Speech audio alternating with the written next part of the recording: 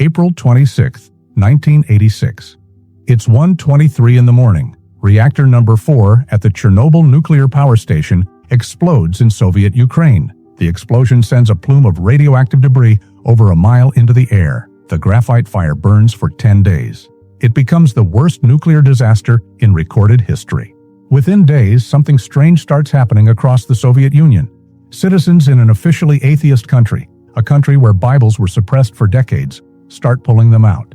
And they're opening to Revelation chapter 8, verse 10. A great star fell from heaven, blazing like a torch, and it fell on a third of the rivers and on the springs of water. Verse 11. The name of the star is Wormwood. A third of the waters became wormwood, and many died from the water because it was made bitter. The name of the star is Wormwood. And the name of the city where the reactor exploded? Chernobyl. On July 26, 1986, New York Times journalist Sergei Shmemin filed a dispatch from Moscow. He quoted an unnamed prominent Russian writer who had produced a tattered old Bible, turned to Revelation, and pointed to that passage. The writer was, by Shmemin's own description, an atheist. He wasn't making a faith claim. He was making an observation about a name. The story spread through the Soviet rumor mill with uncanny speed. It crossed the Iron Curtain, according to author Mary Mikio, who documented all of this in her 2005 book, Wormwood Forest, A Natural History of Chernobyl. It reportedly reached Washington, D.C., where President Ronald Reagan was said to have believed it. The Soviet government, an officially atheist government, responded by putting Russian Orthodox Church leaders on state television to publicly debunk a 2,000-year-old Bible prophecy. Think about that. A superpower that spent 7 decades suppressing religion felt threatened enough by a connection in an ancient text that it used state media to fight it. Now, is the connection real? Is the name of that city actually the word for wormwood? That is exactly what we're going to investigate, because the answer is more complicated than the people who love this story will admit, and more interesting than the people who dismiss it ever bothered to check. Here's what I can tell you right now. The plant at the center of this question appears 9 times in the Hebrew Bible. Every single time, without exception, it describes the same category of event, a protective system being corrupted from within, a people poisoned by the very leadership meant to guard them. And the active compound in this plant? A research team at the University of California, Berkeley, spent years figuring out exactly what it does to a human brain. What they found in the year 2000 is the reason every occurrence of wormwood in Scripture makes biological sense. Let's start with the plant itself. The plant ancient physicians already knew. The plant is Artemisia absinthium, common wormwood, a silver-gray shrub that grows to about 4 feet tall. It has deeply lobed leaves covered in fine hairs and small yellow-green flowers, and it smells like shoe polish. The ancient Greeks named it absinthos. That word translates directly as undrinkable. That is not a metaphor. That is a flavor description. Anyone who has ever chewed a fresh leaf of this plant knows the name was chosen precisely. It grows wild across temperate Eurasia, North Africa, and the Mediterranean. 4 species of Artemisia grow natively in biblical lands, documented in Palestine by E.W.G. Masterman in Smith's Bible Dictionary: Artemisia nilotica, Artemisia judaica, Artemisia fructicosa, and Artemisia cinerea. The biblical authors didn't have to import this plant or imagine it. It was growing in the ground around them. Now here is the thing that gets me every time I work on this. The oldest preserved medical document on Earth is the Ebers Papyrus, Egyptian, dated to approximately 1552 BCE, though it references texts going back possibly to 3500 BCE. It prescribes an Artemisia species for intestinal parasites and fever. The physicians of ancient Egypt had already documented what this plant does to a human body 1,500 years before Revelation was written. They were not writing metaphor. They were writing prescriptions. Now move forward to the 1st century CE. The same century John writes Revelation on the island of Patmos. The most widely read physician in the ancient world, Pedanius Dioscorides, publishes De Materia Medica, Book 3, Chapter 26. He documents 3 Artemisia species and lists 33 distinct medical uses for wormwood. He describes his wormwood wine, what he calls oinon absinthaton, prescribed for stomach complaints, liver ailments, and intestinal worms. So in the same historical period that John names this plant as a falling judgment star, the most authoritative medical text of that era names it as one of the most useful medicines in the known world. Same plant, same century. One writer says it's falling from heaven to poison rivers. The other says drink it for your stomach. They were both responding to the same compound. And that compound is what makes this plant unlike almost anything else the ancient world had access to. What Alpha-Thujone does to a living brain. The active compound in wormwood is Alpha-Thujone, a monoterpene ketone, and in the year 2000, a research team finally worked out exactly what it does at the neurological level. The paper was published in the Proceedings of the National Academy of Sciences on March 21, 2000. Lead author, Karin Hhold, from the Environmental Chemistry and Toxicology Laboratory at the University of California, Berkeley, working alongside Toshio Narahashi at Northwestern University Medical School in Chicago, and senior author John E. Casita. Their finding, Alpha-Thujone is a competitive antagonist of the GABA-A receptor. Specifically, it blocks the receptor's chloride channel. Here's what that means in plain English. GABA is the brain's primary inhibitory neurotransmitter. Its entire job is to tell neurons, stop firing, calm down, put the brakes on. GABA-A receptors are the locks that make that system work. When they operate correctly, they maintain the balance between excitation and inhibition. When Alpha-Thujone blocks them, the protective brake system gets cut. Neurons fire without restraint. The result, at sufficient doses, is convulsions. The Hhold team confirmed this with 4 separate lines of evidence. Mice given Alpha-Thujone showed poisoning patterns identical to known GABA-A blockers. A strain of Drosophila flies specifically resistant to chloride channel blockers was also resistant to Alpha-Thujone. The compound directly suppressed GABA-induced currents in rat neurons, with full reversal after the Thujone was washed out. The mechanism was real, measurable, and fast-acting. Now apply this to the cultural history. By the late 1800s, France alone was producing 36 million liters of absinthe annually. Wormwood-based, Thujone-containing.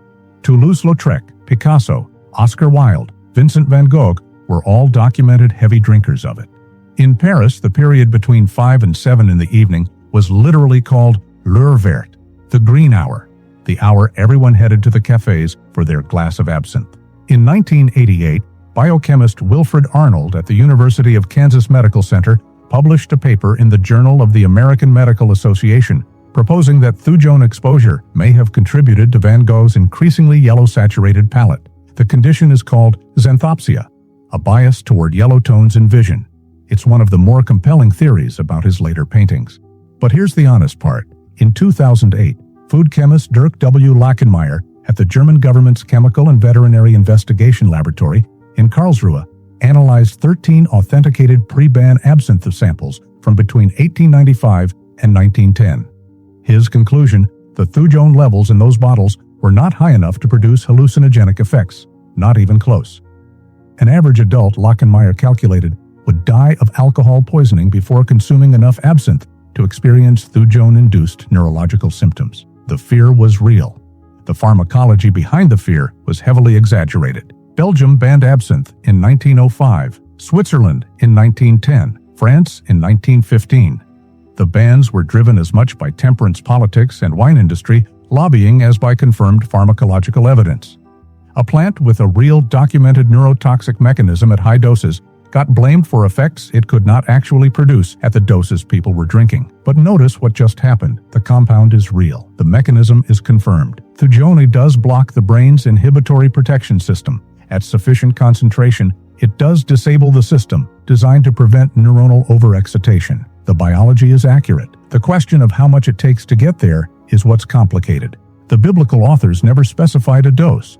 They just named the plant. And they named it 9 times, always for the same kind of event.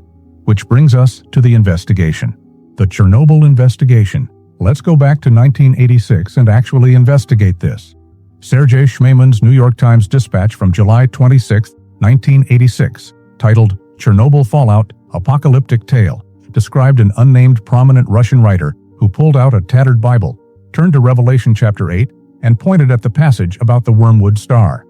Then showed in a dictionary the Ukrainian word for wormwood, Chernobyl. Schmeman notes the writer was an atheist. This was not a preacher making a prophecy claim. This was someone looking at a linguistic fact and refusing to ignore it. The story spread. Harvard historian Serhii Plokhy, writing in his 2018 book Chernobyl, The History of a Nuclear Catastrophe, introduces the Revelation prophecy on the very first chapter and returns to it throughout, because it was genuinely woven into how Ukrainians processed what happened. It was not a fringe interpretation, it was part of the cultural reality of the disaster. At the 25th anniversary of the explosion, a physical memorial was built in the old town of Chernobyl, a metal angel blowing a trumpet. The imagery is taken directly from Revelation 8, the passage about the Wormwood star. The memorial is called the Wormwood Star Monument. It stands there today. So, what does the name actually mean? Chernobyl, the Ukrainian spelling, comes from two Proto-Slavic roots, chorny, meaning black, and bilia, meaning grass blades or stalks. Literally, black stalks. It is the Ukrainian name for Artemisia vulgaris, which is mugwort in English, not Artemisia absinthium. The Ukrainian word for Artemisia absinthium, true wormwood, is pollen. These are two different plants in the same genus. That is the clean botanical correction, and it is accurate as far as it goes. But the people who use it as a full dismissal leave something important out. Artemisia vulgaris and Artemisia absinthium both contain Alpha-Thujone. Both are used synonymously in Ukrainian folk medicine for the same purposes: deworming, digestive complaints, pest control. Botanist Svetlana Bidna, documented in Mary Meixio's 2005 book Wormwood Forest, A Natural History of Chernobyl, confirmed that both plants grow throughout the Chernobyl exclusion zone, and that Ukrainians use the terms pollen and Chernobyl interchangeably in ordinary speech. The Greek word absinthos used in Revelation is most commonly associated by biblical scholars with Artemisia absinthium, or the closely related Artemisia herba alba, which grows across the Near East, including in biblical Israel. So the Chernobyl connection is this: a city named after a plant in the same genus, sharing the same active compound, used interchangeably with the plant the Bible named as a judgment star, became the site where water was contaminated, where the land was made uninhabitable for decades, and where the government of a superpower felt threatened enough by a 2,000-year-old text to put clergy on national television to argue against it. Is that prophecy fulfilled? I'm going to let you sit with that. That question is between you and what you believe Scripture is doing. What I will say is this: the botanical imprecision is real, and anyone who presents this as clean confirmation is overstating what the evidence shows, and the dismissal is also too easy, because the genus kinship, the compound identity, the pharmacological parallel, and the cultural weight that Ukrainians themselves gave this connection are all real. This is not nothing. It is not settled. That is where the investigation lands. 9 judgments, 1 mechanism, the pattern no one talks about. Here is what I find more compelling than the Chernobyl question, and almost nobody mentions it. Look at every occurrence of the Hebrew word la'ana across the biblical text. 9 appearances, multiple authors, multiple centuries. And the pattern is not simply bitterness, the pattern is specific. Jeremiah 9, verse 15. God tells the people He will feed them wormwood and give them poisoned water to drink. The reason? Their prophets have spoken lies and led them after false gods. The people's own guides have poisoned them. Jeremiah 23, verse 15. Same structure. False prophets spreading wickedness. The judgment is wormwood and poisoned water. Deuteronomy 29, verse 18. Moses warns against any person among the Israelites whose heart turns from God and infects those around them. The exact phrase is a root bearing poisonous and bitter fruit. The word is la'ana. Amos 5, verse 7. You who turn justice to wormwood. This is directed at judges, at the people who run the legal system that exists to protect the vulnerable. They have turned the protection mechanism into something that poisons. Lamentations 3, verses 15 and 19. Jerusalem has fallen. The covenant has collapsed entirely. The experience of total national loss is described as being filled with wormwood, made drunk on bitterness. Proverbs 5, verse 4. The path that looks sweet at the start, but at the end becomes bitter as wormwood and sharp as a two-edged sword. The corruption of wisdom meant to protect you. Every single usage follows one pattern. A system designed to protect is being corrupted from within. Prophets who are supposed to speak truth judges who are supposed to enforce justice, leaders who are supposed to guard the covenant. The systems that exist to protect the community are the ones turned toxic. Now look at what Alpha-Thujone does at the molecular level. GABA-A receptors are the brain's internal protection system. Their entire purpose is inhibitory. They exist to prevent overexcitation, to keep neurons from destroying themselves through uncontrolled firing. When Thujone blocks GABA-A receptors, it does not attack from outside.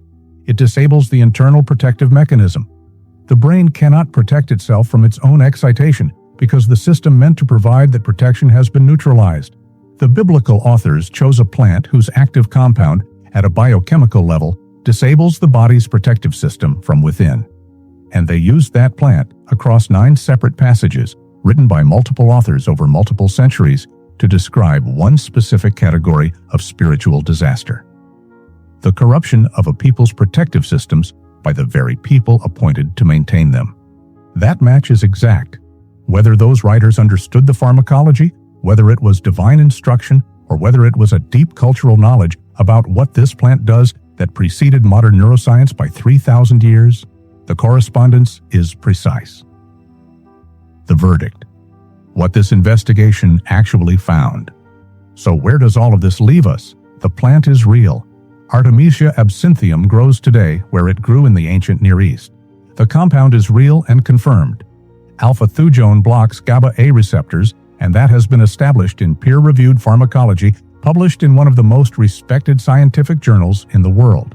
The Ebers Papyrus documented medicinal use of Artemisia around 1552 BCE. Dioscorides cataloged 33 uses for it in the 1st century CE. The same century Revelation named it a falling star. France eventually banned a drink made from it based on fears of its compound that turned out to be exaggerated, but were pointing at something real. A doctor in Kansas proposed it may have altered the vision of the most famous painter in history. A scientist in Germany complicated that theory with gas chromatography.